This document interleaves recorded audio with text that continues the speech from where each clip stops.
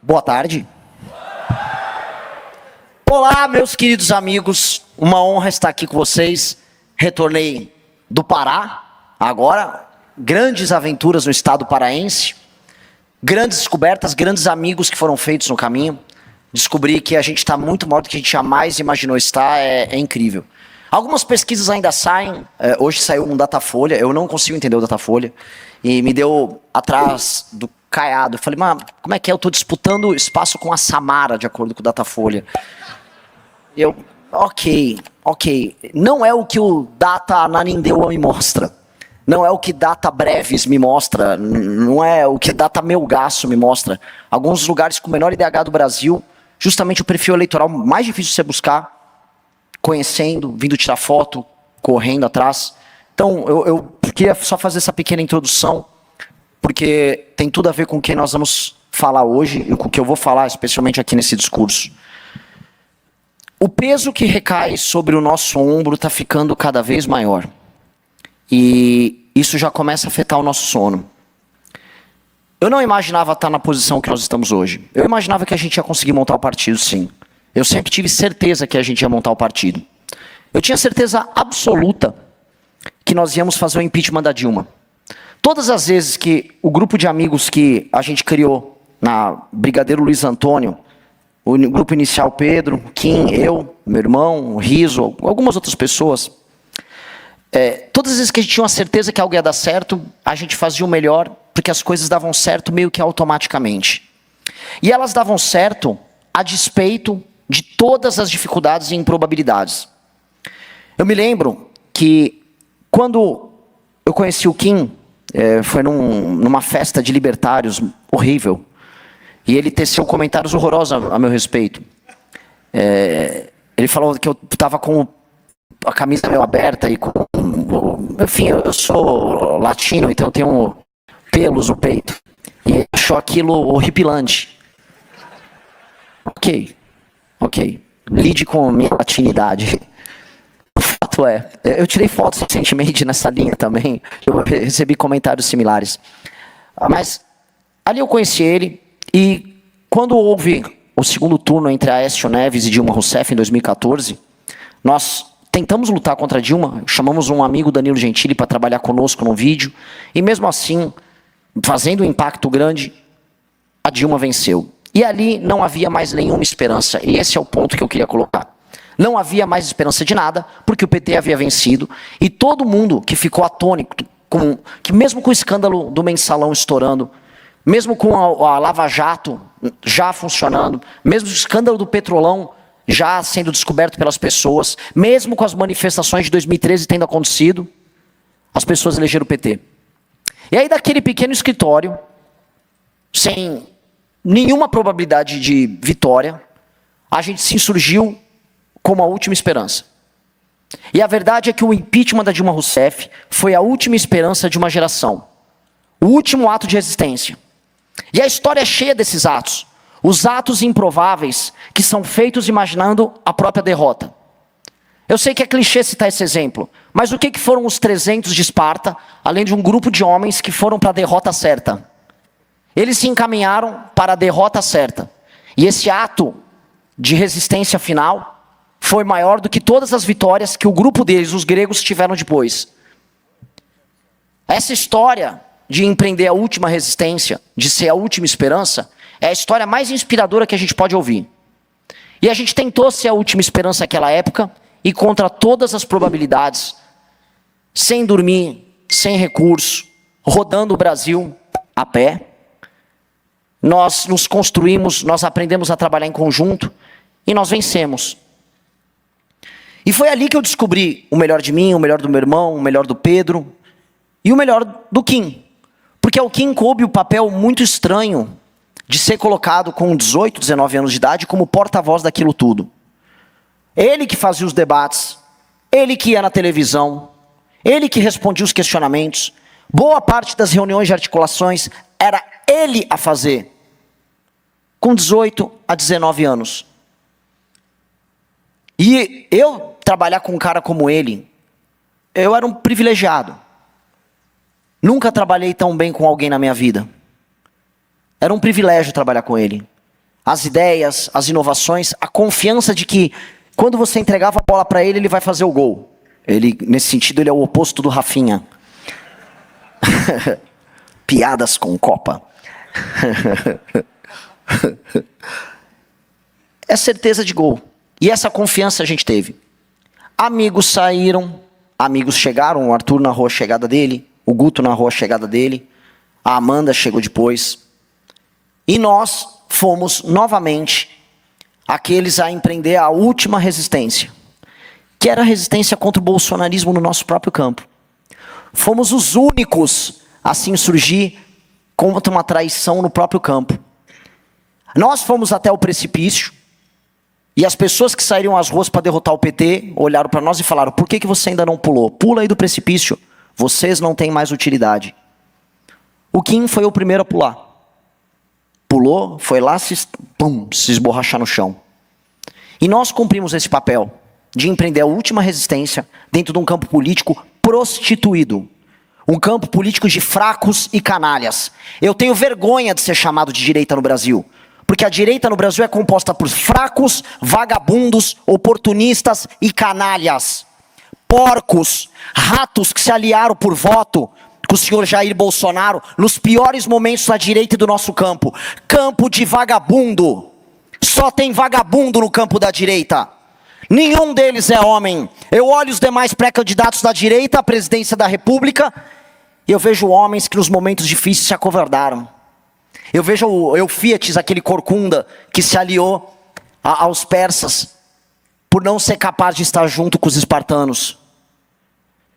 Todos eles que agora ousam balbuciar uma crítica ao Flávio Bolsonaro. Mas lá em 2020 ninguém balbuciou nada. Eles soluçavam com as bolas do Bolsonaro na boca deles. Essa é a grande verdade. Na dificuldade, a gente se propôs a ser a última esperança e veja só, nós fomos largados ao relento. E à época, nós decidimos, por conta de uma operação policial canalha tocada pelos nossos inimigos, nós decidimos fazer uma reunião para fechar o MBL. E nós nos encontramos na casa dos meus pais, e o Kim falou, Renan, faz o que quiser, mas é um erro. Tenta mais um pouquinho, o Arthur pode ser candidato a prefeito, vai que as pessoas ainda não acreditam na gente. E o Arthur, ele se entregou de uma maneira incrível naquela campanha de 2020, quem lembra, lembra.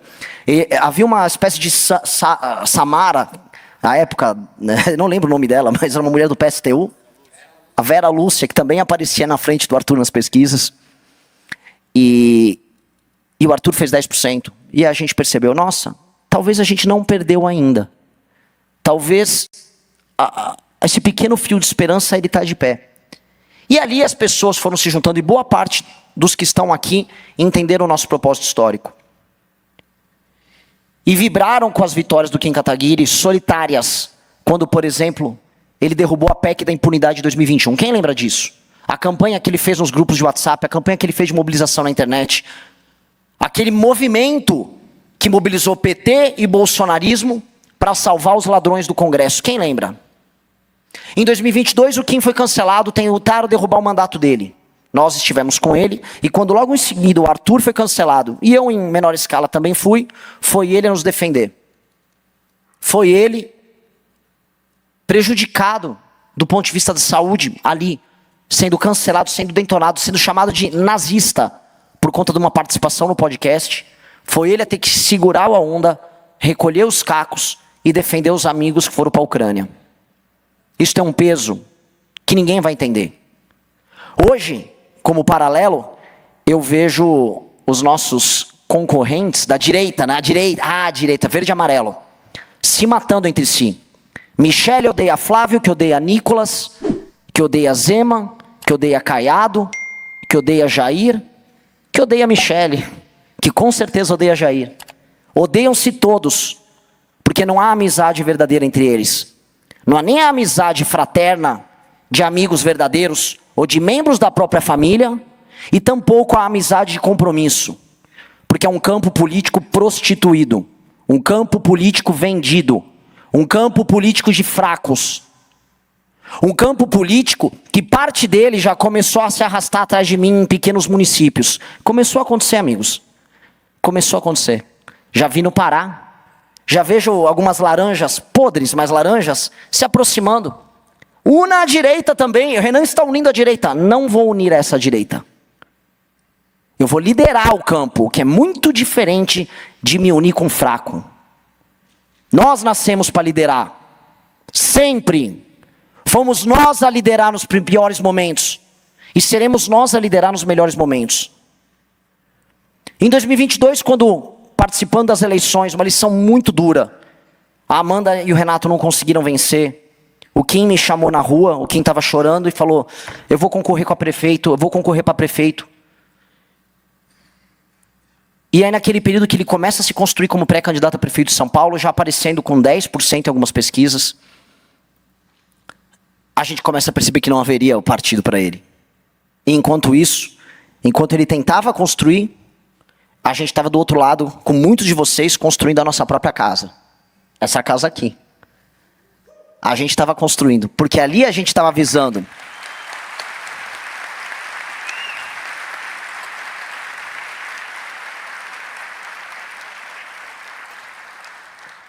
Ali a gente avisou que não mais iriam impedir a gente de construir nosso caminho. Que não mais iam parar a gente. Ninguém vai mais parar a gente. Então quando o Kim retirou a candidatura dele de prefeito, ele já não sentiu. Nós não sentimos. Porque a gente já sabia naquela época que a gente teria a nossa casa. E que outras candidaturas viriam. E que outras possibilidades viriam. No final do ano passado, o nosso partido foi constituído. 7-0 no TSE. Ratos que foram do MBL estão rodando o podcast como as prostitutas que eles são, porque são fracos. Dizendo, foram conversar com ministros do Supremo para passar. Ratos. Todos ratos. Os ministros do Supremo, do TSE, todos tiveram que lidar diante dele com o partido que coletou mais assinaturas, que coletou e bateu meta em todos os estados da federação, no menor período de tempo, com o maior número de validações. Nós não precisamos sentar para conversar com ninguém, porque nada disso era necessário quando a gente faz a lição de casa bem feita. E nós fizemos muito bem feita a nossa lição de casa. Isso nos permitiu, no final do ano passado, falar, vamos disputar as eleições presidenciais. Já no nosso congresso, ano passado, 5.000 pessoas, gente de outros países presentes falando, há algo de especial no que essas pessoas estão fazendo. Matérias começaram a surgir não só no Brasil, e a imprensa brasileira, por muitas vezes muito lenta, não entendeu o que estava acontecendo. Mas nos Estados Unidos entenderam, na Inglaterra entenderam, antes da imprensa brasileira. Quando as pessoas aparecem assustadas, eles estão liderando entre os mais jovens, eles já deveriam saber isso quando nós já estávamos coletando as assinaturas com milhares de jovens nas ruas.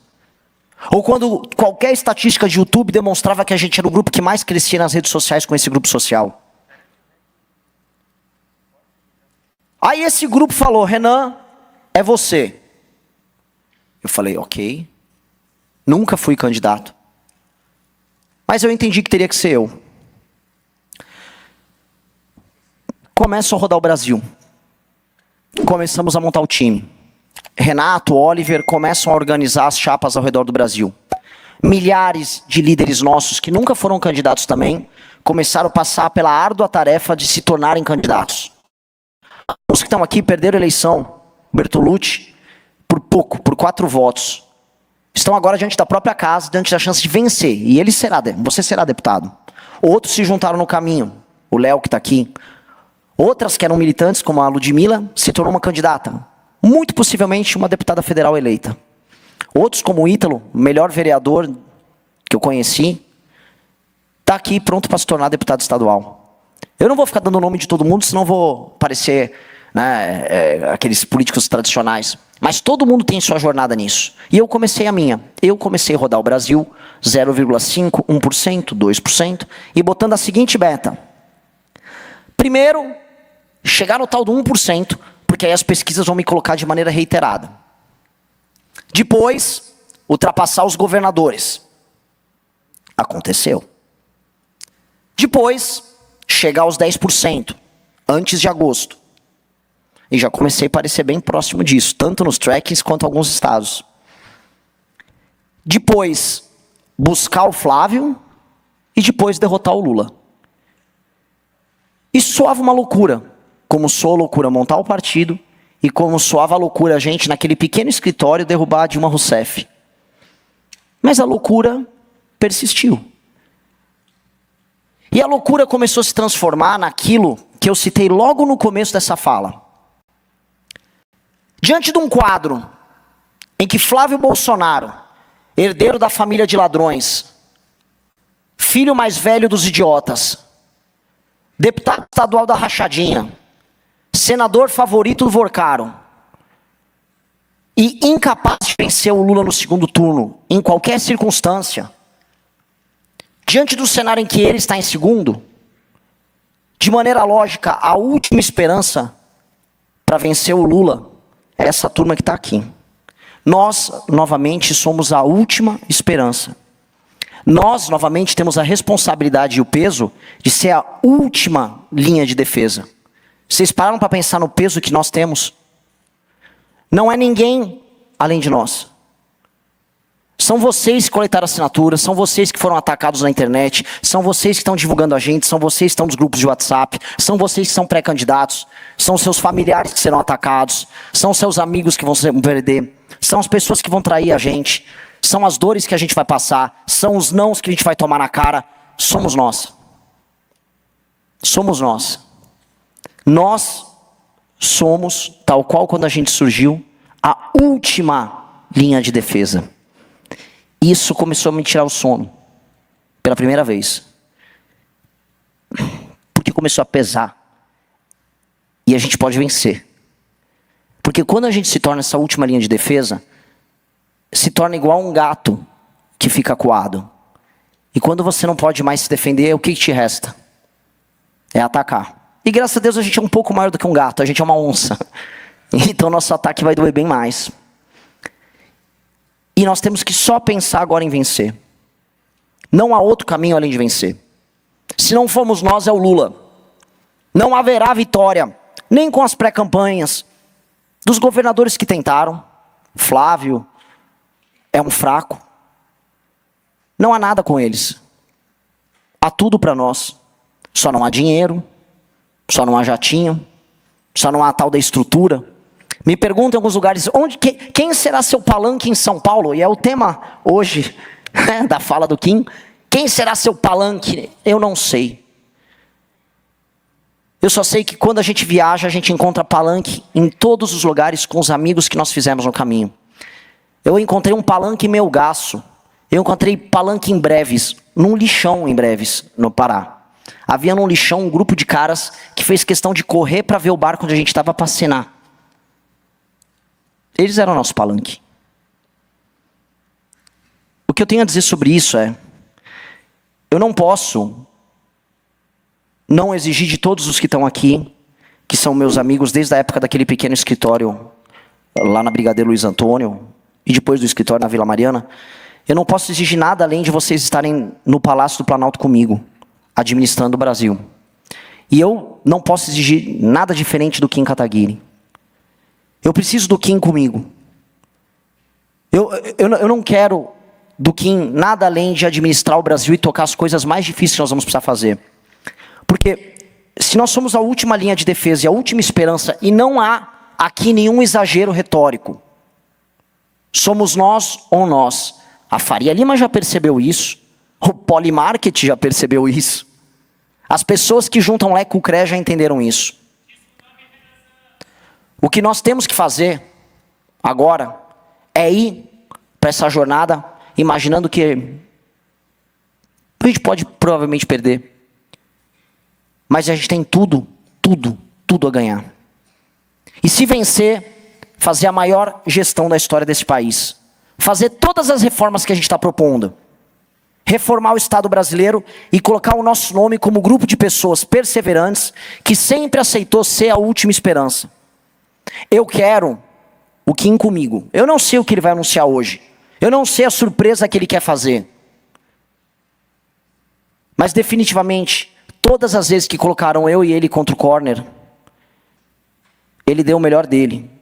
E ele foi o melhor que nós tivemos. E com base nisso, todos nós vencemos. Muito obrigado.